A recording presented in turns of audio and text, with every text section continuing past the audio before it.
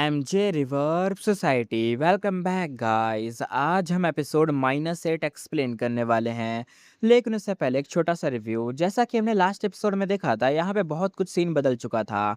जैसे यहाँ पे हेवनली स्पिरिट आ चुकी थी और हेवनली स्पिरिट ने यहाँ पे सबको चैलेंज दे दिया था कि देखो भाई, ये जो मैंने एक सीढ़ियाँ, एक तरीके की स्टेयर्स बनाई है ना, इनके ऊपर तुम्हें फ्लोर बाय फ्लोर एकदम चढ़ते हुए ऊपर तक जाना है। जो सबसे ऊपर पहुंच जाएगा वो पूरे के पूरे रेकलेस सैवेज की ग्रोट हेवन का ओनर बन जाएगा। हेवनली स्पिरिट की यही विश थी। जिसमें क्या हुआ, एक पर्सन था वो भी यहाँ पे चढ़ने के लिए, ऊपर आने के लिए आया। और जैसे ही उसने पहला कदम रखा, बहुत बड़ा गंदा प्रेशर लगा। दूसरे कदम पे बंदा उड़ते हुए पीछे गिरा बहुत दूर जाके। फिर यहाँ पे एक नॉर्थर पैंस का जो बंदा था उसे देख के हंसने लग गया कि ये क्या कर रहा है, अभी मैं जाता हूँ, मैं जाके दिखाता हूँ। ये बंदा गया, नॉर्थर पैंस वाला जो हंस रहा था, हेवनली स्पिरिट ने इसे भी बोला कि तू ही आ जा। ये गया, पहला कदम रखते ही पीछे उड़ गया। दूसरा कदम तो दूर की बात है, पहले कदम में ही पीछे उड़ गया। अब स्टार्ट करते हैं अपना new episode, let's start. Scene यहाँ पे शिफ्ट हो चुका था और हमें जान बूडो का सीन दिखाया जाता है। जान बूडो जल्दी ही सेकंड फ्लोर पे पहुंच चुका था। अब पता चलता है कि भाई अपना जो जान बूडो था, शायद उसकी भी बारी आ चुकी थी और उसने स्टेयर्स को इतना ऊपर चढ़ लिया, इतना ऊपर चढ़ लिया कि वो सेकंड फ्लोर पे आ चुका था। उसने हाथ पीछे बांध कर आसपास देखा। जान बूडो कहता है, हाँ प्रेशर थोड़ा सा कम लग रहा है। उसने नोटिस किया कि पहले फ्लोर की तरह ये फ्लोर भी ना बिल्कुल फ्लैट था, कहीं कुछ भी नहीं था। जान बूडो ने टाइम वेस्ट नहीं किया और सीधा दूसरी साइड चल दिया। वो एक्सेशन पाथ पर दोबारा चढ़ गया। जैसे ही उसने कदम रखा, भयानक प्रेशर फिर से उसके ऊपर टूट पड़ा। लेकिन वो रुका नहीं, आगे बढ़ता रहा। अगली आई यहाँ पे यिन गुआंगशिन, यानी अपना यिंग वुल्शी। यिंग वुल्शी की बारी आई। उसने भी मतलब आसपास देखा, वो कुछ खास नहीं मिला, वो भी आगे बढ़ गई। बढ़ गया, बढ़ गई, कुछ भी मान लो, ये कुछ भी हो सकता है भाई। एक तो इनका जेंडर समझ नहीं आता, यिंग वुल्शी कभी लड़का था कभी लड़की था, और अभी पता नहीं क्या है ये। आगे देखते हैं। हुडेड फिगर ने तो मतलब देखना भी जरूरी नहीं समझा, वो भी आगे बढ़ गए। ये जितने भी खतरनाक लोग थे, जैसे यिंग वुशी, मतलब यिंग वांगशिन यानी यिंग वुशी की बात है, जान बुडू, और ये जो हुडेड फिगर वाली पर्सन थी, ये इन सारे लोगों को ना फर्क नहीं पड़ रहा है। ये लोग ना आराम से स्टेयर के ऊपर चढ़ जा रहे हैं, इनको कोई दिक्कत नहीं आ रही। लेकिन जो आम लोग थे, जैसे रैंक 7 के या नॉर्मल रैंक 8 वाले, जो जस्ट अभी रैंक 8 पे पहुंचे, वो लोग तो ज्यादा से ज्यादा बस 2 से 3 सीढ़ियां चढ़ते हैं और फिर एकदम पीछे गिर जाते हैं। अब इतनी सीढ़ियां चढ़ने के बाद तुम फर्स्ट फ्लोर से सेकंड फ्लोर पर आओगे, फिर सेकंड से थर्ड पे जाओगे, ऐसे चल रहा था। अब ये देखते हैं आगे का सीन। सीधा एक्सेशन पाथ पर चल दिया। लू वाइन लाइट एम्पर ने भी छोटा सा इंस्पेक्शन किया और आगे बढ़ गए। सिर्फ हाई लॉलन अभी तक सेकंड फ्लोर पर नहीं पहुंची थी। धीरे धीरे फर्स्ट फ्लोर के और भी लोग यहाँ पे असेंड करने लग गए। कई लोग प्रेशर से पीछे ढकेल दिए गए। सिर्फ कुछ रैंक 8 एक्सपर्ट जैसे चूडू, ही चुन क्यू, वू शुवाई, वू योंग ही अपनी विल और पोटेंशियल के बैरियर्स को क्रॉस कर पाए और सेकंड फ्लोर पर पहुंच गए। फेंग गोंग और 10 ग्रेट एशियन सेट के लीडर्स और नॉर्थर प्लान्स के कई लीडर भी वहां पे अटक गए थे। यही उनका पोटेंशियल लिमिट था, इसलिए वो सेकंड फ्लोर पर नहीं पहुंच पाए थे। और जब सभी पार्टिसिपेंट ने एक्सेशन पाथ पर कदम रख लिया, हेवनली स्पिरिट ने उंगली एकदम उठाई और स्नैप आवाज आई। पूरा फर्स्ट फ्लोर एकदम से टेढ़ा हो गया और डिसेक्शन पाथ का हिस्सा बन गया। जो लोग थोड़ा सा पीछे ढकेल दिए गए थे, उन्हें बैलेंस बनाए रखना पड़ा, वरना वो भी नीचे गिर जाते। एक गुई मॉडल ने अपनी नाक को एकदम ऐसे सिकोड़ा और एकदम कहा, हाँ बस इतना ही, ये क्या? अगर कोई वहीं पे खड़ा रहना चाहे तो एनर्जी ज्यादा नहीं लगती थी, लेकिन ऊपर चढ़ना बहुत मुश्किल था। इसका सबसे बड़ा एग्जाम्पल सैनशांग था। वो आसानी से वापस फर्स्ट फ्लोर तक चढ़ गया, जबकि पहले वाले रैंक 7 अभी भी स्ट्रगल कर रहे थे। लेकिन अब फर्स्ट फ्लोर था ही नहीं, तो शनशांग रुक गया। इस वक्त हवेली स्पीड के चेहरे पर खतरनाक एकदम मुस्कान सी आ गई। शनशांग सबसे पहले अलर्ट हुआ। शनशांग कहता कुछ तो गड़बड़ है। उसने अपनी सेंसस से पूरे फर्स्ट फ्लोर पर एकदम फैला दिया और इन्वेस्टिगेट करा, लेकिन कुछ मिला नहीं उसको। शनशांग कहता अजीब है, मेरी सेंसस कह रही है कि सब नॉर्मल है, लेकिन मेरी जो गट फीलिंग है, इंस्टीट्यूशन है, वो कह रहा है कि कुछ तो यहाँ पे गलत है। या तो मेरी सेंसस यहाँ पे फेल हो रही है, या तो मेरी जो मतलब मैं कुछ गलत देख रहा हूँ। उसने इन्वेस्टिगेट कलर मूव यूज करने के मतलब चेक करा, अच्छे से सब कुछ चेक करा, लेकिन फिर उसका एक्सप्रेशन धीरे धीरे पे बदलने लग गया।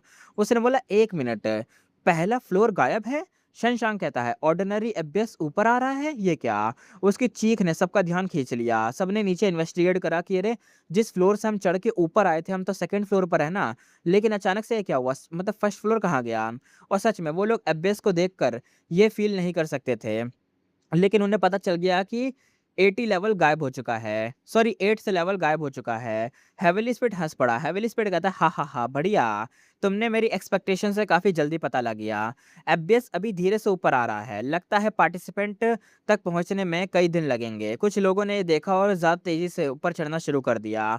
30 मिनट तक सब लोग फर्स्ट फ्लोर से ऊपर आ चुके थे। लेकिन तब शशांक का एक्सप्रेशन बदल गया। शशांक कहता है, एफबीएस और तेज हो गया है। अब एफबीएस डिसेक्शन पाथ के 7th फ्लोर तक आ गया था और सबका चेहरा एकदम भाई खतरनाक हो गया।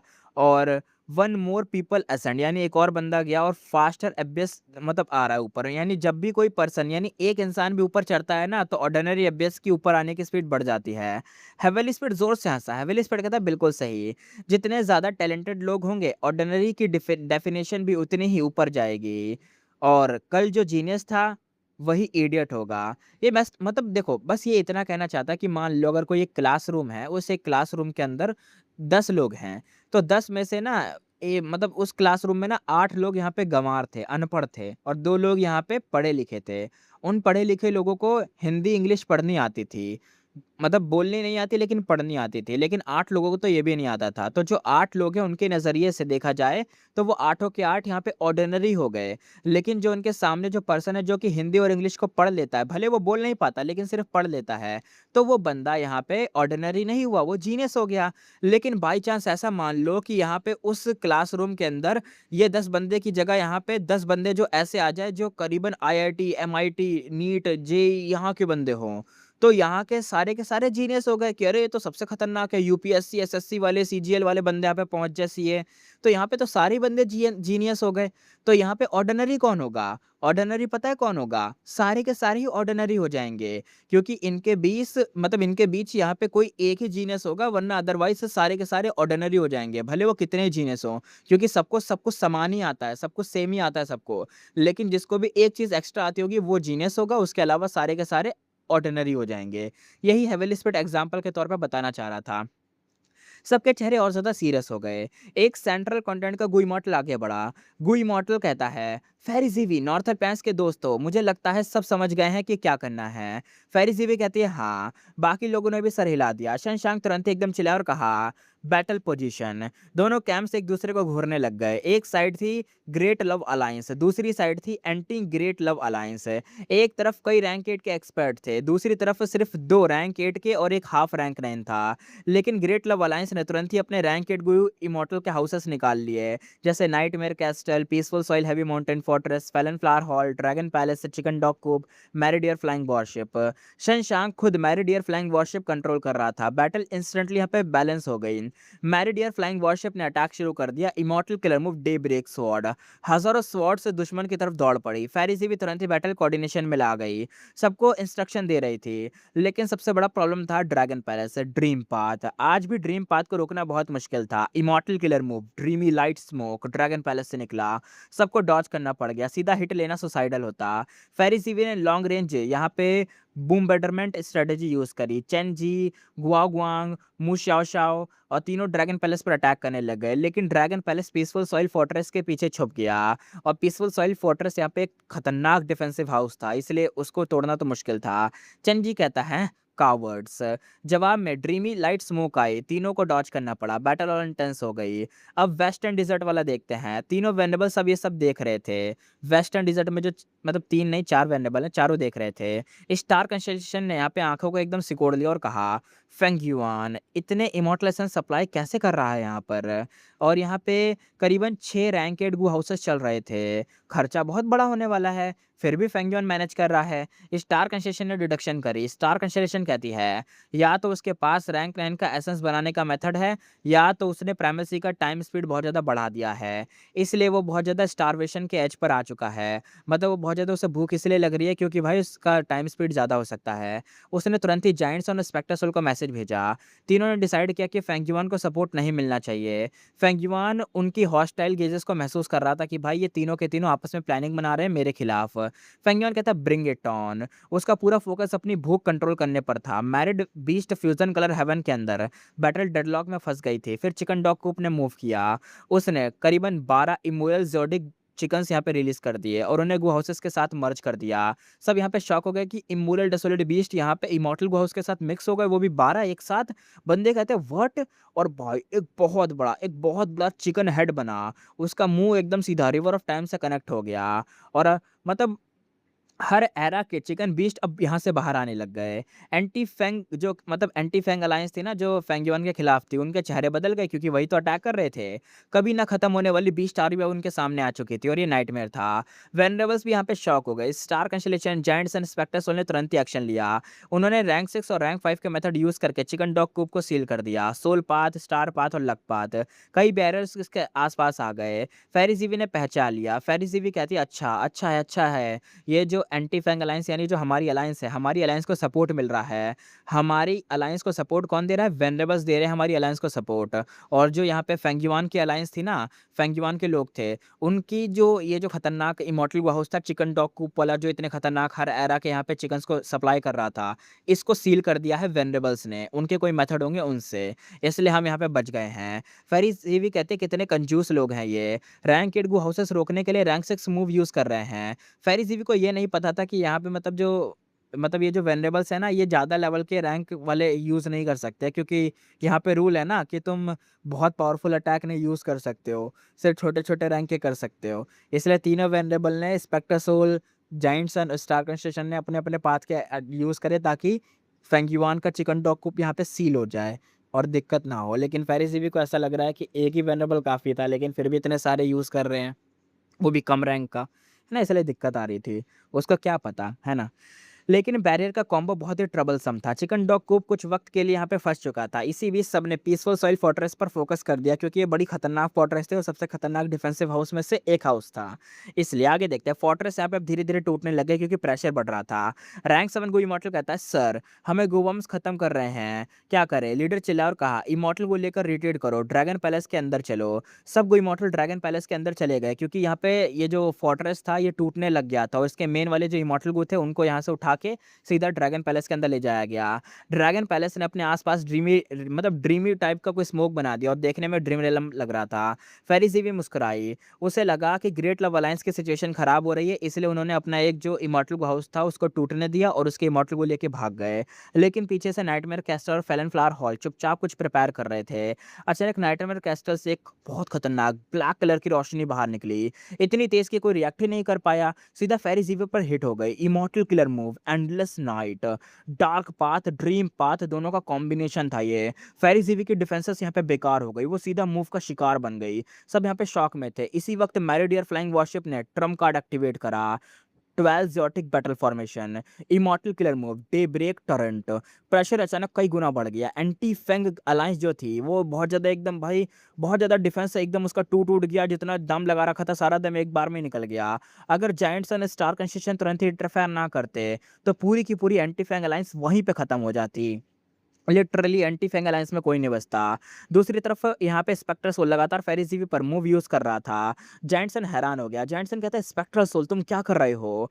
स्पेक्टर सोल बस यहाँ पे स्कॉफ करता है। कुछ देर बाद फेरिजीवी होश में आ गई, शायद वो हील कर रहा होगा यहाँ पे फेरिजीवी को।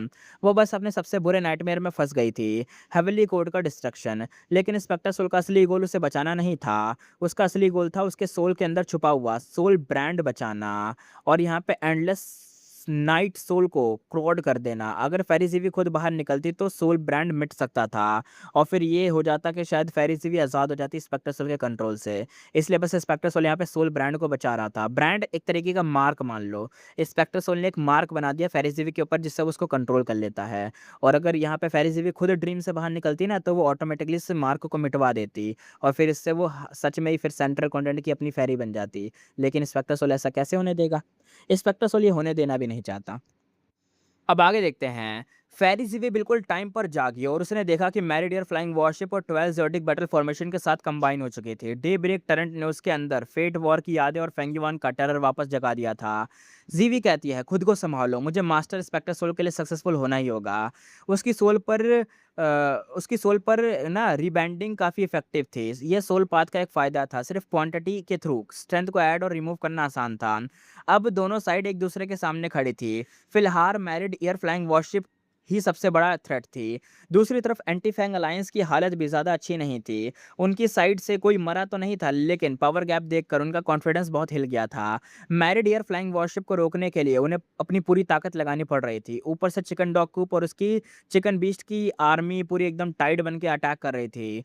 और फेरिसी भी कहती है 15 मिनट्स, चिकन डॉग कूप की जो आर्मी है वो 15 मिनट्स के अंदर पूरी की पूरी बैरियर को तोड़कर फ्री हो जाएगी और उनका अटैक फिर सीधा हम पे लगने वाला है। वो तुरंत ही बैटल में वापस आ गए। उसके दिमाग में काउंटलेस थॉट पैदा हो रहे थे और उसका मतलब एकदम टकरा रहे थे, एडवांटेज निकाल रही थी, एकदम थॉट्स को एकदम सही से मैनेज कर रही थी। दोनों साइड यहाँ पे स्टेलमेट में अभी थी। मैरिड एयर फ्लाइंग वॉरशिप बहुत पावरफुल थी, लेकिन इमॉर्टल एसेंस बहुत ज़्यादा कंज्यूम करती थी। सप्लाई बहुत थी, फिर भी यहाँ पे फिनाइट थी और उसे केयरलेस तरीके से यूज़ नहीं किया जा सकता था। फेंग युआन ने अपने भेजे हुए गो हाउसेस को इमॉर्टल एसेंस रिजर्व का एक अच्छा खासा हिस्सा बना दिया था। इतनी क्वांटिटी के साथ एंटी फेंग अलायंस पर लगातार प्रेशर बना सके, लेकिन फिर वेनेबल के काउंटर अटैक का भी खतरा रहता। फेंग युआन कहता है मैं तुम्हें सिर्फ एक मेथड दूंगा अपनी प्रोटेक्शन के लिए, इससे ज़्यादा नहीं। गेम के लेटेस्ट स्टेजेस में यानी बाद के स्टेजेस में वेनेबल तुम पर अपने मेथड यूज़ करेंगे, तैयार रहना। शंग सांग सोच रहा था कि क्या वो ये मेथड अभी यूज़ करे और एंटी फेंग अलायंस को ख़त्म कर दे, या वेनेबल के मतलब जब वेनेबल भी उसके ऊपर कुछ यूज़ करेंगे तब उसके काउंटर अटैक में यूज़ करेगा। तभी जान वुडू थर्ड फ्लोर पर पहुंच गया। उसने आसपास देखा और पूरा एकदम अच्छे से चेक करा और फ्लोर पर एकदम भाई घने फॉग एकदम मतलब ढका हुआ था। जान वुडू कहता है मेरा इन्वेस्टिगेट क्लियर मूव फॉग पर काम नहीं कर रहा, लगता है चीज़ें इंटरेस्टिंग होने वाली हैं।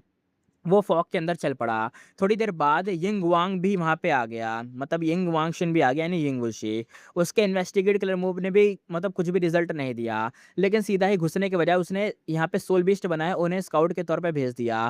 फिर हुडेड फिगर भी आया, वो बस यहाँ पे एकदम गुनगुनाते हुए फॉग में घुस गया। हुडेड फिगर कहता है मैं बहुत दूर से आया हूँ और अकेला चला हूँ, कुछ लोग आते हैं कुछ लोग चले जाते हैं, ज़िंदगी मेरी है और सिर्फ मेरी है। ये हुडेड फिगर वही है क्या? ये बहुत पावरफुल है, अगर तुम इसे हल्के में ले रहे हो, अगर ये वही है तो फिर तुम भी समझ रहे होगे कौन है ये। उसकी आवाज़ खूबसूरत और दिल को एकदम भाई मतलब छीन लेने वाली, एकदम खींच देने वाली बड़ी खतरनाक थी। ऐसा लग रहा था जैसे वो कभी ना कभी खत्म मतलब कभी ना कभी खत्म होने वाली कहानी सुना रहा हो, कभी ना खत्म होने वाली, सॉरी, एंडलेस कहानी। उसने कभी हिचकिचाहट नहीं दिखाई और जहाँ मतलब जहाँ मन चाहा वो वहाँ चलता गया। उसको कोई रोक नहीं पा रहा था। जैसे ही 3 लोग थर्ड फ्लोर पे पहुँचे, ऑर्डिनरी एबिस तेज़ी से और ज़्यादा ऊपर उठने लग गया।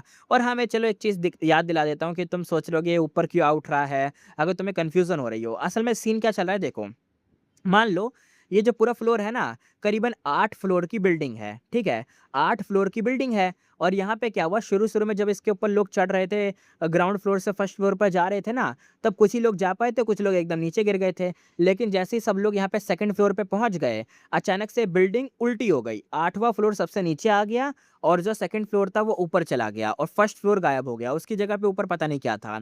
अब क्या हुआ, जो 8वाँ फ्लोर था, उस फ्लोर को ऑर्डिनरी एबियस खा गया। ऑर्डिनरी एबियस ऊपर आ रहा है, उसको खाते हुए जा रहा है। और ध्यान रखना अगर ये लोग गिर गए ऑर्डिनरी एबियस में चले गए तो फिर दिक्कत हो जाएगी ना, इसलिए सबकी फटी पड़ी है। ऑर्डिनरी एबियस शायद अभी छठे 7वें फ्लोर तक पहुँच चुका होगा। मतलब और ज़्यादा स्पीड बढ़ गई है, वो 6th फ्लोर पर आ चुका है और धीरे-धीरे वो ऊपर बढ़ रहा है और ये लोग अभी सेकंड फ्लोर पर हैं, इसलिए। और सॉरी एक चीज़ मैंने गलत बोल दी, ज़ान वुडू फर्स्ट फ्लोर पर वापस नहीं आया, वो यहाँ पे थर्ड फ्लोर पर गया है, सेकंड फ्लोर से थर्ड फ्लोर पर। अब यहाँ सुन सीन कुछ ऐसा होता है, ये लोग नीचे तो जा रहे हैं, लेकिन नीचे से भी ऑर्डिनरी एबियस ऊपर आ रहा है। अब यहाँ पे थोड़ी बहुत मेरे को भी थोड़ी बहुत कन्फ्यूज़न है कि यहाँ पे थोड़ा-सा मतलब ये आपस में टकरा जाएँगे या कहीं बिल्डिंग के ऊपर एक और बिल्डिंग तो नहीं आ गई है, ऐसा कुछ। लेकिन धीरे-धीरे हमें पता चल जाएगा, मतलब पता चल ही जाएगा। और अभी तो तुम्हें भी मैंने जितना मेरे को समझ आया उतना मैंने बता दिया, आगे देखते हैं। आगे देखते हैं, जैसे ही ये 3 लोग थर्ड फ्लोर पे पहुंचे, ऑर्डिनरी एब्बेस और तेजी से ऊपर चढ़ने लग गया। अब पाथ ऑफ डिसेक्शन का 6th फ्लोर निगला जा चुका था और एब्बेस तेजी से ऊपर बढ़ रहा था। फर्स्ट फ्लोर पर फंसे लोगों के लिए सिचुएशन और बुरी हो गई थी और भी लोग यहाँ पे ऊपर जा रहे थे। लाइट एम्परर लू वाइन भी थर्ड फ्लोर के करीब पहुंच रहे थे। वुश वाई वू योंग ही चुन क्यू और चूडू सेकंड फ्लोर पर पहुंच चुके थे। हाई लवलन अभी अभी सेकंड फ्लोर के आगे बढ़ी थी। उसके एफर्ट गू की वजह से हर स्टेप के साथ और ज्यादा एफर्ट लगता था। इसी वजह से उसे बार-बार रुक कर रेस्ट लेना पड़ता था और वो बाकी हाफ रैंकनेस से काफ़ी पीछे रह गई थी, लेकिन उसने हार नहीं मानी। हाई लान कहती है, "हुफ़! मुझे आगे बढ़ना ही होगा। मुझे अभी मतलब मैंने अभी जस्ट रेस्ट लिया है, लेकिन फिर भी मुझे आगे बढ़ना होगा।" उसका बॉडी थक रहा था और थकान की वजह से वो टूट के मतलब एकदम टूटने के करीब थी, जैसे वो गिव अप कर दे। जब उसने एक और स्टेप लेने की कोशिश करी, उसका बॉडी प्रेशर और झेल नहीं पाया। उसकी विल अभी-अभी भी स्ट्रॉन्ग थी, लेकिन बॉडी के साथ एकदम मतलब होता है ना कि विल तो स्ट्रॉन्ग है, लेकिन बॉडी साथ नहीं दे रही।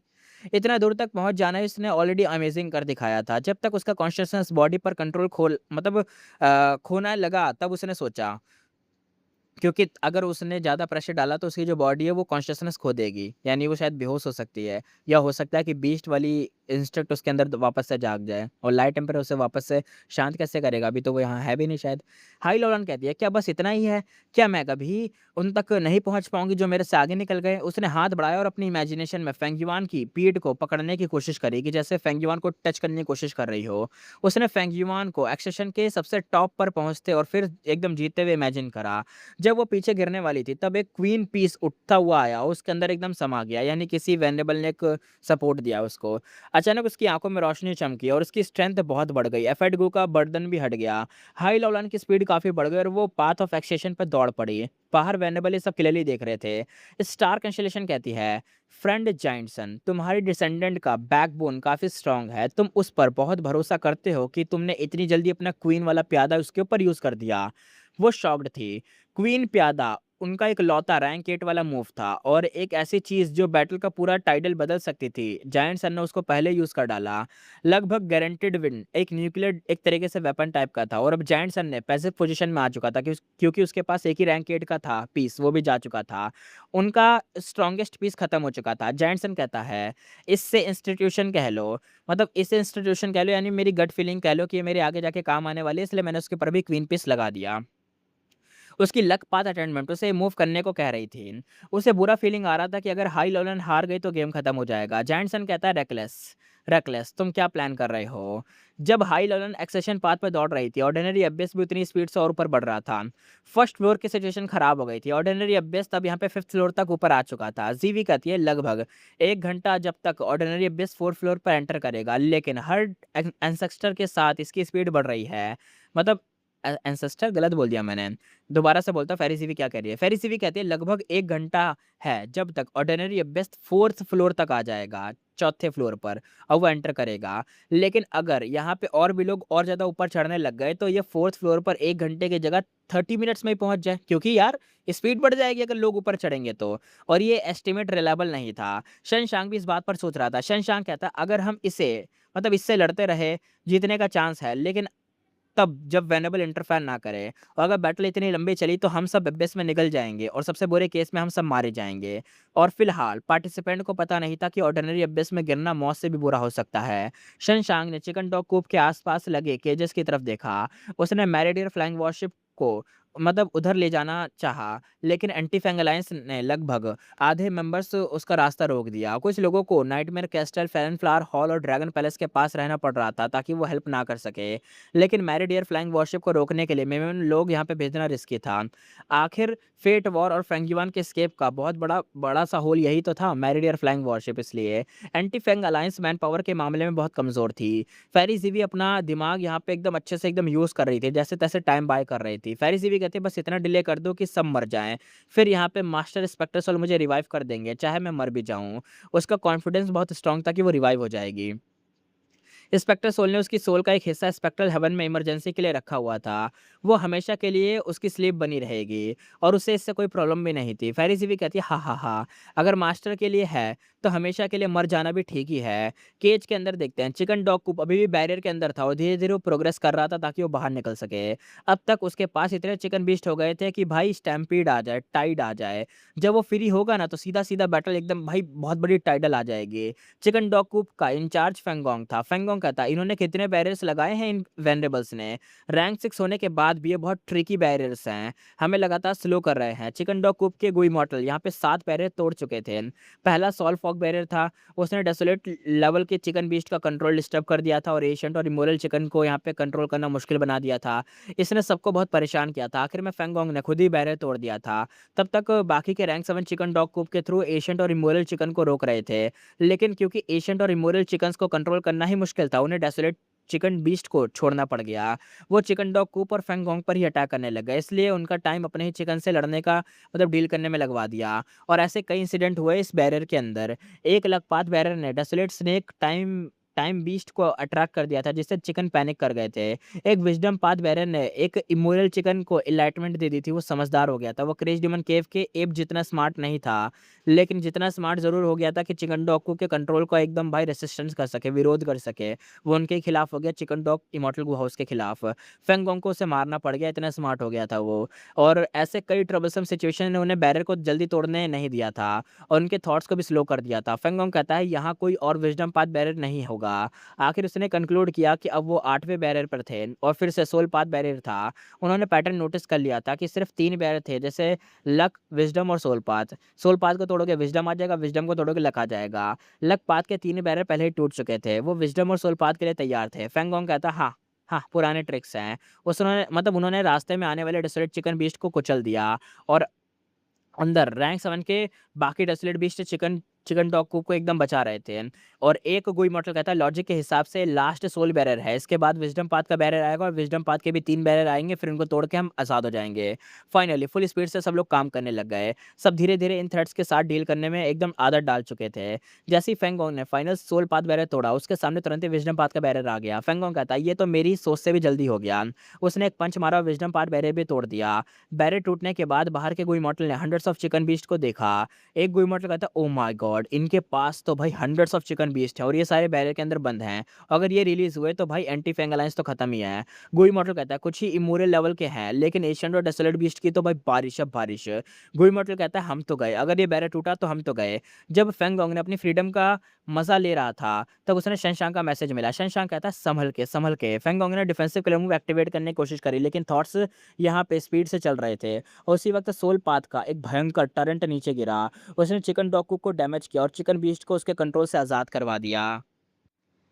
अब आगे देखते हैं। ये 2 attacks obviously spectre soul stark institution की तरफ आए थे। जायंट्स एंड पहले अपना स्ट्रॉन्गेस्ट पीस यूज़ कर चुका था, इसलिए बाकी दोनों वेनेबल को भी अपने रैंक 7 के मूव यूज़ करने पड़ गए थे, लेकिन अभी भी उनके पास रैंक 8 के मूव बचे हैं, ध्यान रखना। उन्हें मजबूरन ये करना पड़ा था। अगर चिकन डॉग कूप ने अपने सारे जमा किए हुए चिकन बीस्ट को एक साथ बैटल में वापस ले आए, तो भाई पूरा फेंगयुआन के बैटल मतलब फेवर में चला जाएगा। फेंगयुआन पूरा का पूरा एकदम कंट्रोल ले लेगा। इसलिए उन लोगों ने यहाँ पे जायंट सन तो नहीं, मतलब स्पेक्टर सोल और यहाँ पे स्टार कंस्टिट्यूशन ने दोनों ने मिलकर अपने रैंक 7 के प्यादों का यूज़ कर दिया। इमॉर्टल किलर मूव प्यादों के अंदर जो रैंक 7 का था।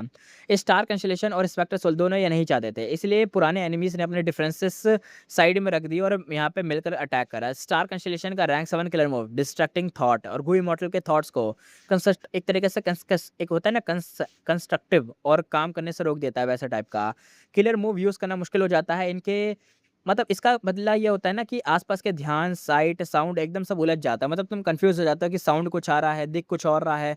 तुम बहुत ज़्यादा कंफ्यूज हो जाओगे बेसिकली, क्योंकि मूव सिर्फ रैंक 7 लेवल का था। स्टार कंस्टेलेशन ने सिर्फ फेंगोंग को टारगेट किया था। वो जानती थी कि ये उसे ज़्यादा देर तक रोक नहीं पाएगा, लेकिन इतनी देर के लिए काफ़ी था कि वो स्पेक्टर सोल के अटैक के खिलाफ डिफेंसिव किलर मूव्स ना बना सके। स्पेक्टर सोल का सोल टरेंट किलर मूव एक तरीके का तोड़ फोड़ करने वाला मूव था। उसने चिकन डॉग को की सोल और गुई मॉडल की सोल्स और चिकन डॉग को के इंस्लिमेंट पाथ के जितने भी फीचर थे सबको टारगेट कर दिया। चिकन बीस्ट के सोल ब्रांड्स ब्रांड्स यहाँ पे धीरे-धीरे यहाँ पे घिसने लग गए। यानी यहाँ पे ना ब्रांड्स मार्क को कहा जाता है, यानी सोल मार्क धीरे-धीरे घिसने लग गए। चिकन डॉग कुप की कंट्रोल एबिलिटीज़ कमज़ोर हो गई। रैंक 7 को इमॉर्टल्स यहाँ पे वीक हो गए। रिजल्ट ये हुआ कि चिकन बीस्ट कंट्रोल से फ्री हो गए और चिकन डॉग कुप पर ही अटैक करने लग गए। फेंगोंग ने डिस्ट्रैक्टिंग थॉट से खुद को आज़ाद कर लिया और डिफेंसिव किलर मूव एक्टिवेट कर लिया, लेकिन सिर्फ अपने लिए। वो तुरंत ही चिकन बीस्ट को बीच में एकदम कूद पड़ा और ताकि चिकन डॉग कुप को ज़्यादा डैमेज ना हो। अंदर के रैंक 7 कंट्रोल वापस पाने की कोशिश करने लग गए। एंटी फैंग अलायंस ने ये गोल्डन अपॉर्चुनिटी को एकदम से वेस्ट नहीं करा। उन्होंने भी चिकन डॉग कुक के ऊपर लगातार किलर मूव बरसाने शुरू कर दिए। फेंगोंग कहता है शिट, उसके पास खुद उन अटैक को ब्लॉक करने के अलावा कोई ऑप्शन नहीं था। अंदर के गुई मॉडल को चिकन बीस्ट सप्रेस करने के लिए छोड़ दिया गया और मैरिडियर फ्लाइंग वॉरशिप के अंदर शनशांग कहता है डैम इट, मैं इसी चीज़ की तो वार्निंग दे रहा था फेंगोंग, क्या हुआ ये। अब सिचुएशन उनके फेवर में नहीं मिल रही थी। नाइटमेयर कैस्टल का सीक्रेट एक्सपोज हो चुका था, वो अब लगभग यूजलेस थी। फेलन फ्लावर हॉल को उसकी प्रोटेक्शन में बिजी रहना पड़ गया था। ड्रैगन पैलेस अब लगभग 3 लॉन्ग रेंज गुई मॉडल पर नजर रखे हुए था, इसलिए वो भी नहीं आ सकता था बचाने के लिए फेंगोंग को। चिकन डॉग कूप भी अटैक जैसे तैसे झेल रहा था। मैरिडियर फ्लाइंग वॉरशिप भी यहाँ पे रोक दी गई थी लोगों के द्वारा। था। शशांक कहता है शिट, मैं इमॉर्टल एसेंस को बचाना चाहता था लेकिन लगता है कोई चॉइस नहीं है। उसने मैरिड ईयर फ्लैंक वॉरशिप का सिग्नेचर किलर मूव एक्टिवेट करा, immortal killer move married year hunting.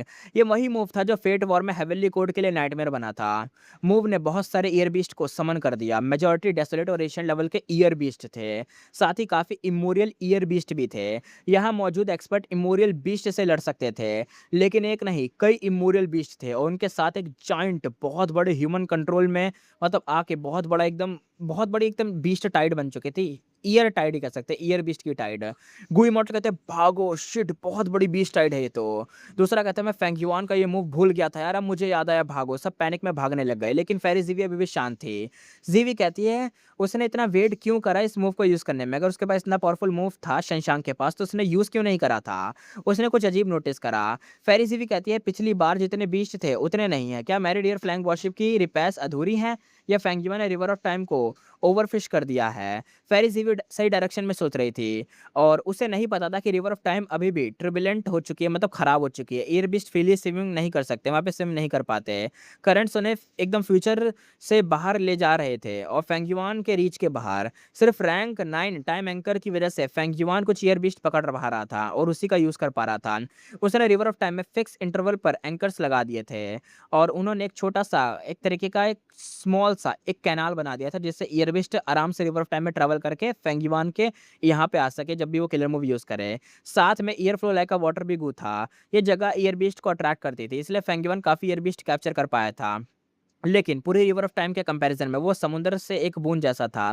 फिर भी ये बैटल का टाइड वापस से ग्रेट लव अलायंस के फेवर में लाने के लिए काफी था। लेकिन शशांक जानता था कि इस ज्यादा देर तक नहीं चलेगा। शशांक कहता है ईयर बीस्ट समन करने में बहुत ज्यादा रिजर्व लग गए हैं, उन सबको कंट्रोल रखना भी रिजर्व्स को वेस्ट करवाता है, यानी खाता है, यानी इमॉर्टल एसेंस खत्म होता है। जल्दी ही हमें खुद एसेंस सप्लाई करनी पड़ेगी। उसके हाथ में 4 छोटे से ब्लैक ऑर्ब्स थे। शशांक कहता है क्या वक्त आ गया इनका यूज करने का। जब ईयर बीस्ट एंटी फैंग अलायंस को प्रेशर देने लगे, जीवी चिल्लाई। जीवी कहती है एंटी फैंग अलायंस को चिल्लाते हुए जीवी कहती है सारे के सारे रीग्रुप करो, वो लोग डेस्परेट हो चुके हैं, इतने बीस्ट समन करना प्रूफ है कि उनके रिजर्व्स खत्म हो रहे हैं। उनकी साइड में मोस्टली रैंक 7 है और सिर्फ रैंक 8 के 3 हैं और वो भी फ्लोर पर फंसे हुए हैं। डिफेंसिव यहाँ पे रिट्रीट करो, उन्हें टाइम बाय करने दो, मतलब हमें टाइम बाय करने दो।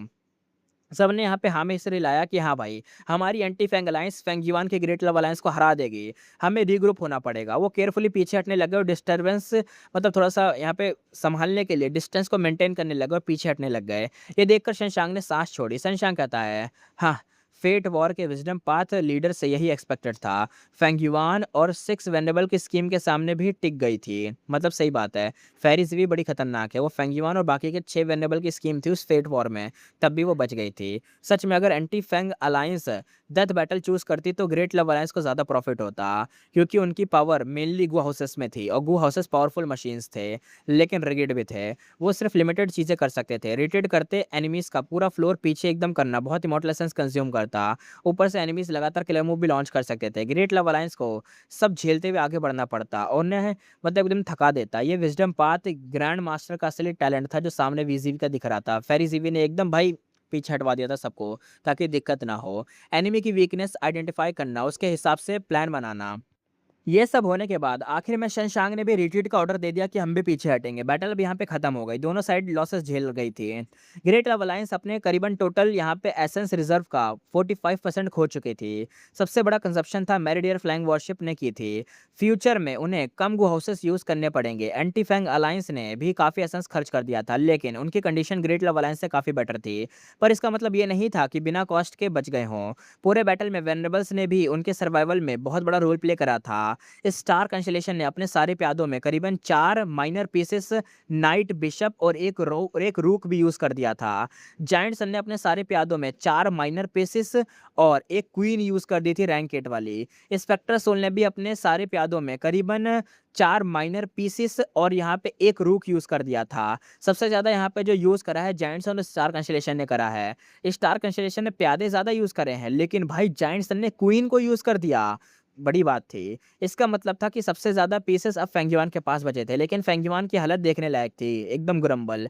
उसकी आँखें एकदम धँसी हुई थी, हाथ पेट पर दबा हुआ था, आँखों में पागलपन एकदम झलक रहा था। वेनेबल अलर्ट हो गए थे, कहीं पगला ना जाए, फेंगयुआन अटैक ना कर दे। उन्हें लगा फेंगयुआन कोई सिनिक अटैक कर सकता है, लेकिन फेंगयुआन उन्हें इग्नोर कर दिया। उसकी नज़र बोर्ड पर चिपकी हुई थी। फेंगयुआन कहता है, "हा, हा, हा, बस थोड़ा-सा और, जल्दी ही आ रहा है।" दोनों साइड रिकवर करने लगे। वेनेबल ने अपना ध्यान पाथ ऑफ एक्सट्रैक्शन की तरफ लगा दिया। थर्ड फ्लोर एक फॉग मेज़ था। हर क्रॉस रोड पर एक प्रेडिक्मेंट की तरह मतलब ले जाता था। यानी एक फॉग मेज़ था और अगर किसी भी रास्ते को तुम चुनोगे ना, तो हर एक पाथ तुम्हें प्रेडिक्मेंट की तरफ ले जाएगा। ये प्रेडिक्मेंट वही बीच थे खतरनाक वाले। वो इमॉर्टल को उनसे लड़ना पड़ता। ज़ान वुडू एक पावरफुल प्रेडिक्मेंट से मिला। ज़ान वुडू कहता है, "हाँ, क्या होगा अगर? क्या होगा अगर?" अगर उसने उसने खुद को प्रेडिक्मेंट के अंदर निगलने दिया। लेजेंड्स ऑफ रेंज़ो के मुताबिक एबिलिटी गू ट्रिब्यूलेशन के साथ ग्रो करती है। फेंगयुआ ने पहले ट्रिब्यूलेशन मतलब हेवीली ट्रिब्यूलेशन से टेस्ट किया था, लेकिन उससे एबिलिटी गू स्ट्रॉन्ग होने के बजाय डैमेज हो गई थी। प्रेडिक्मेंट सी एक और ट्रिब्यूलेशन टाइप थे, इसलिए उसने एक्सपेरिमेंट करवाया। जैसे ही एबिलिटी गू निकाली गई, प्रेडिक्मेंट की ट्रिब्यूलेशन उसकी तरफ अट्रैक्ट हो गई और साथ ही एबिलिटी गू इंजर्ड भी हुआ। ज़ान वुडू ने मेन बॉडी के अटैच एक तरीके से अटेंडमेंट्स यूज़ करके उसे रिपेयर कर दिया। उसने नोटिस किया कि एबिलिटी गू की ऑरा थोड़ी स्ट्रॉन्गर हो गई है इसके खाने की वजह से। ज़ान वुडू कहता है, इंटरेस्टिंग लगता है हेवीली ट्रिब्यूलेशन एबिलिटी नहीं बढ़ाती, सिर्फ प्रेडिक्मेंट ट्रिब्यूलेशन ही बढ़ाती है। शायद रेंज़ो इसी तरह इशारा कर रहा था, मतलब इसी तरफ इशारा कर रहा हो। अब थ्योरी कन्फर्म हो चुकी थी। ज़ान वुडू ने अपना सफ़र यहाँ पे जारी रखा। उसका असली ऑब्जेक्टिव नहीं बदला था।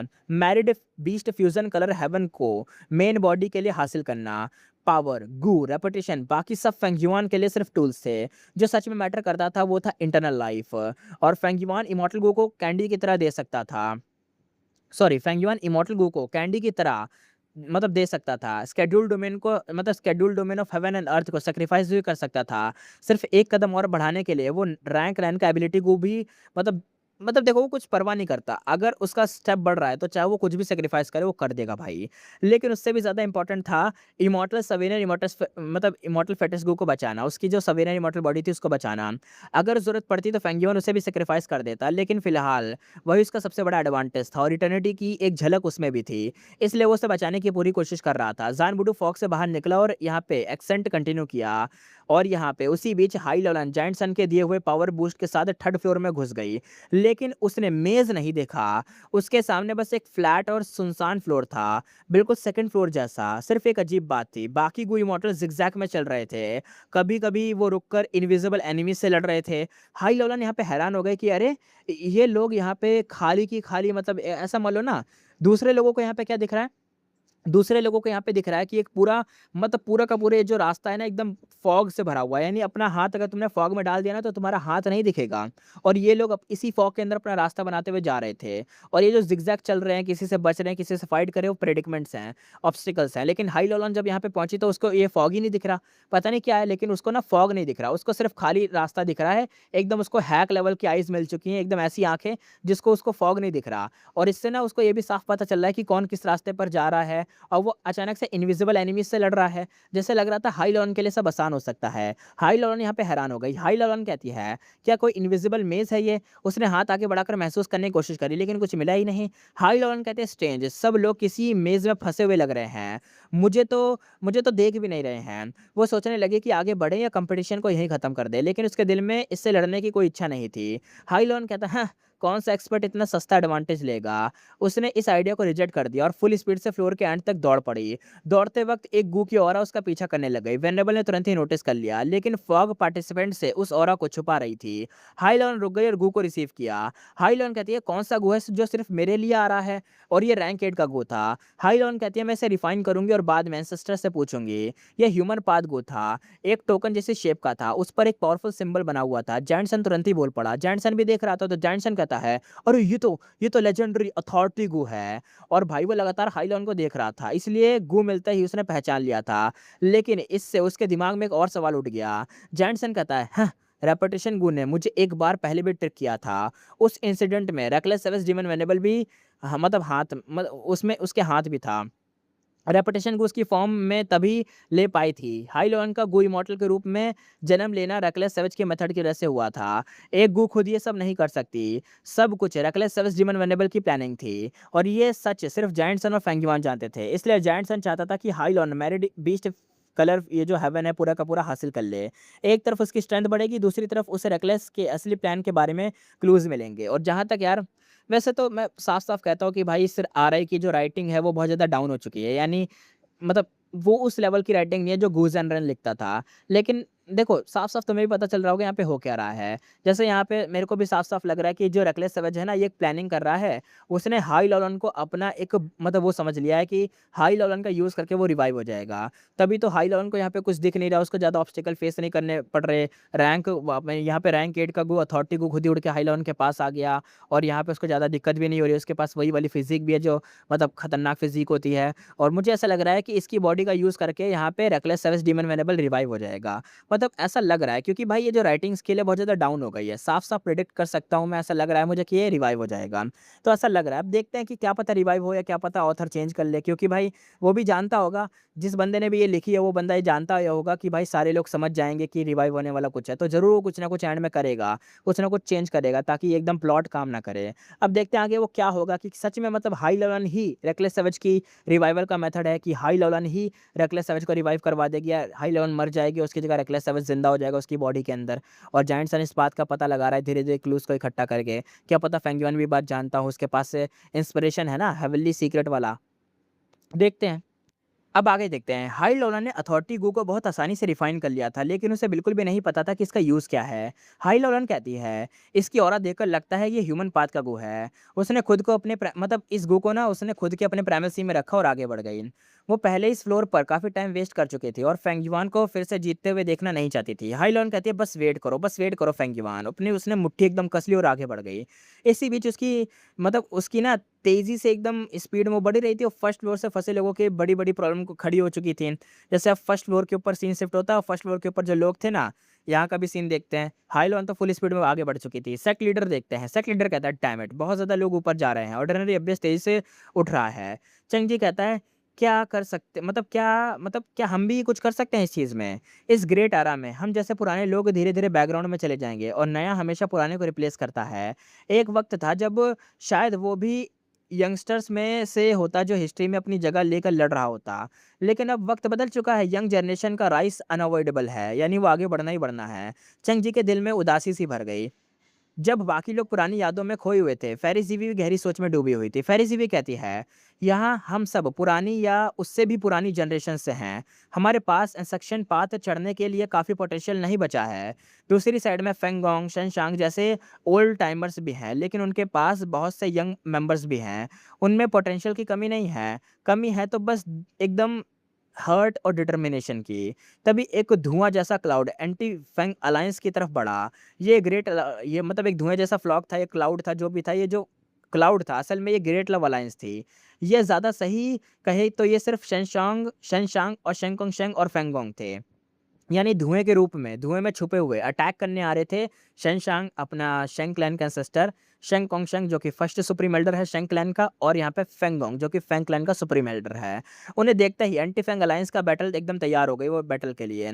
लेकिन फेरिज़ी ने उन्हें रोक दिया। फेरिज़ी कहती है ये बात करने के लिए आ रहे हैं, लड़ने के लिए नहीं। और उसकी बात को कन्फर्म करते हुए शेंग कोंगशेंग ने साउंड पाथ मेथड यूज़ करा।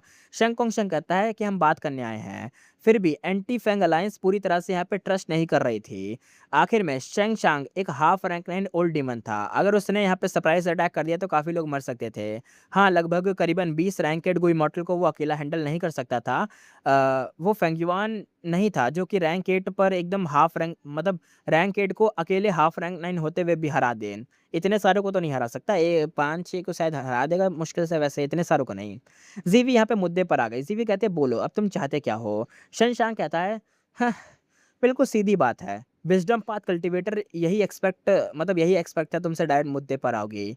यह डिसेप्शन का कोई मतलब नहीं है तो ट्रस्ट का फाउंडेशन अब यहाँ पे वो भी नहीं है, तो सीधा मुद्दे की बात ही करते हैं। ज़ेवी ने सर हिला दिया। Normally wisdom path cultivator mind game खेलते हैं, एक-दूसरे को डिसीव करते हैं, मेंटल ट्रैप्स में फँसाते हैं, लेकिन यहाँ सब पीक एक्सपर्ट थे, तो कौन किसे क्या ही फँसाएगा? और किसी को ख़ास फ़ायदा नहीं मिलने वाला का कोई यहाँ पे मैनिपुलेट भी करे, कितना ही कर लेगा वो? इसलिए सीधी बात करना बेटर था। शशांक कहता है, मेरा प्रपोज़ल साफ़ है, हम सब मिलकर 4th फ्लोर ऑफ डिसेप्शन पर चले जाते हैं। ये सुनते ही एंटी फैंग अलायंस में हंगामा मच गया। गुईमट कहते हैं, पागल हो गए हो क्या? हम मौत के करीब क्यों जाएँगे? क्योंकि जितना हम नीचे जाएँगे, नीचे से ऊपर तो वो भी आ रहा है। जब मुझे लग रहा है ना, जो मैंने एग्ज़ाम्पल दिया था बिल्डिंग वाला, वो यहाँ पे काम कर रहा था।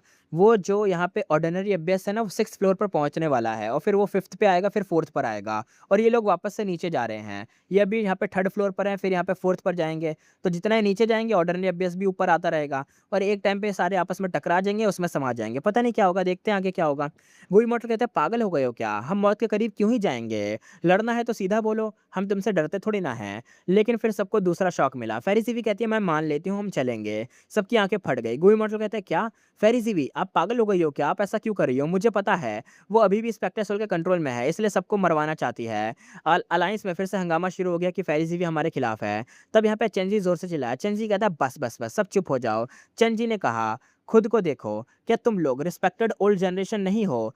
क्या तुम ट्राइब और सेक्ट लीडर नहीं हो? थोड़ी-सी डिग्निटी रखो। फ़ेरिज़ी की बात सुनो। सब लोग यहाँ पे शर्मिंदा हो गए। चेंजी सही कह रहा था। बाहर की दुनिया में हर इंसान एक बड़ा लीडर था, लेकिन मौत के डर ने सबकी डिग्निटी यहाँ पे छीन ली थी। वेनेबल के स्टेज पर सुपर फोर्सेस भी यहाँ पे एक तरीके के प्यादे थे। तब यहाँ पे फ़ेरिज़ी समझाना शुरू करा। फ़ेरिज़ी कहती है, नीचे जाना ही हमारा इकलौता ऑप्शन है। ऑर्डिनरी एफबीएस उन लोगों की स्पीड बढ़ाता है, जो असेंड कर रहे हैं और इस वक़्त 10 से ज़्यादा लोग तेज़ी से ऊपर चढ़ रहे हैं और हम 30 लोग फर्स्ट फ्लोर पर हैं। अगर मेरा गेस सही है तो डिस्ट्रक्शन के फ्लोर्स पर जाने से ऑर्डिनरी एफबीएस स्लो हो जाएगा और जब वो ऊपर आएगा, हम ही साथ में ऊपर जाएँगे। इस तरह उसकी स्पीड मिनिमम में एक तरीके से मिनिमम हो जाएगी। सब यहाँ पे शॉक में रह गए। सबके दिमाग में एक बात आई, ये काम कर सकता है।